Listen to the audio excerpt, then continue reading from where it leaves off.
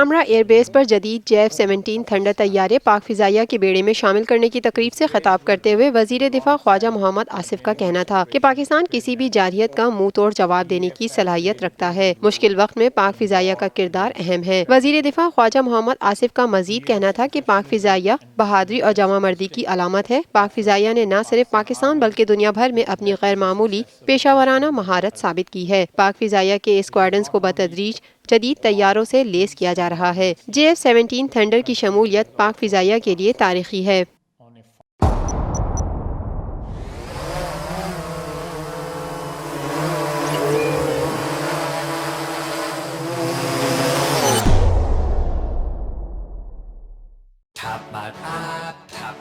Live PSL matches دیکھیے HD میں tapmat.com پر اور ڈاؤن لوڈ دی ایپ۔